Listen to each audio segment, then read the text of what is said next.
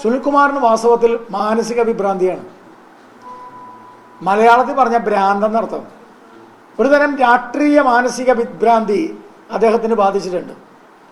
അതുകൊണ്ടാണ് അദ്ദേഹം പറയുന്നത് PV അൻവർ പറഞ്ഞത് ശരിയാണ്, PV അൻവർ പറഞ്ഞ ഭാഷ ശരിയാണെന്ന് പറയുന്നത്.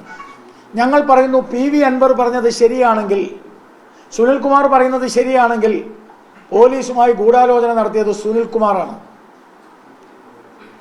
അത് ജനങ്ങൾ മനസ്സിലാക്കി. പകല് തൃശ്ശൂർ SP അൻവറിന്റെ ഭാഷയിൽ ADGPയുടെ നിർദ്ദേശപ്രകാരമായിരിക്കാം, എനിക്കറിയില്ല.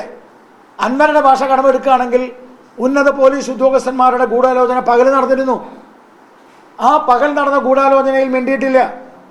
റവന്യൂ മന്ത്രി ഈ പൂരത്തിന്റെ ചുമതല വഹിക്കുന്ന ആൾ മിണ്ടിയിട്ടില്ല, വന്നില്ല, പരിപാടിയിൽ വന്നില്ല. സുനിൽകുമാർ ഇത്രയും പ്രശ്നങ്ങൾ ഉണ്ടായിട്ട് തിരുവമ്പാടി ദേവസ്വത്തിലെത്തിയത് രാവിലെ 6:30 മണിക്കാണ്.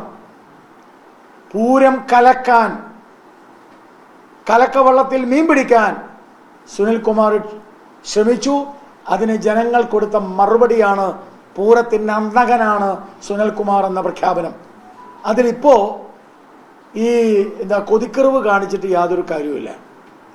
അതുകൊണ്ട് ഭാരതീയ ജനതാ പാർട്ടി ഈ കാര്യം വളരെ സുവ്യക്തമായി സൂചിപ്പിച്ചുകൊണ്ട് ഹൈക്കോടതിയിൽ റിട്ട് കൊടുത്തു. റിട്ട് കൊടുത്തത് ഞാനാണ്. സുനിൽകുമാർ പറയുന്നത്, PV അൻവർ പറയുന്നത് പൂരത്തിൻ്റെ റിപ്പോർട്ട് വരുത്തുന്നതാണ്. പൂരത്തിൻ്റെ പോലീസ് റിപ്പോർട്ട് വരണമെങ്കിൽ പരാതി കൊടുക്കണം. സുനിൽകുമാർ പരാതി കൊടുത്തോ? എന്തുകൊണ്ട് പരാതി കൊടുത്തില്ല? പൂരത്തിൽ ഈ പ്രശ്നമുണ്ടായപ്പോൾ സുനിൽകുമാർ പരാതി കൊടുക്കാതിരിക്കാൻ കാരണം സുനിൽകുമാറാണ് പൂരത്തിൻ്റെ അന്തകനായി മാറാനുള്ള ശ്രമം നടത്തിയത്. അതുകൊണ്ടാണ് പരാതി കൊടുക്കാതിരുന്നത്. പരാതി കൊടുത്തത് ഞാനാണ്. അത് ഹൈക്കോടതിയിൽ കൊടുത്തു പരാതി. അത് ആഭ്യന്തര സെക്രട്ടറിക്ക് പരാതി കൊടുത്തു. ആ റിപ്പോർട്ട് ആദ്യം കിട്ടേണ്ടത് പരാതിക്കാരനാണ്.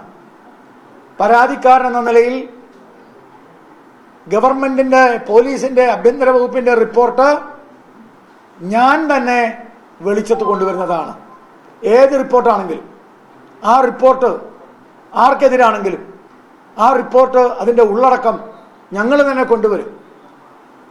ആ റിപ്പോർട്ട് വരട്ടെ എന്ന് സുനിൽകുമാർ പറയുന്നത് ബാലിശമാണ്, അല്പത്തരമാണ്. സുനിൽകുമാറിന് വേണമെങ്കിൽ നിയമസഭയിൽ അയാളുടെ മന്ത്രിമാരെ വെച്ചിട്ട് ചോദിക്കാം, എന്തുകൊണ്ട് ചോദിച്ചില്ല, നിയമസഭയിൽ എന്തുകൊണ്ട് ഉന്നയിച്ചില്ല. ഇപ്പം ജനങ്ങളെ പറ്റിക്കാൻ ചാനലുകളിൽ വന്നിരുന്ന് സുനിൽകുമാറും ഇടതുപക്ഷവും അൻവറും പൂരത്തിൻ്റെ പേരിൽ മറക്കാൻ വേണ്ടിയുള്ള, അല്ലെങ്കിൽ മാറ്റിമറക്കാൻ വേണ്ടിയുള്ള ശ്രമമാണ്.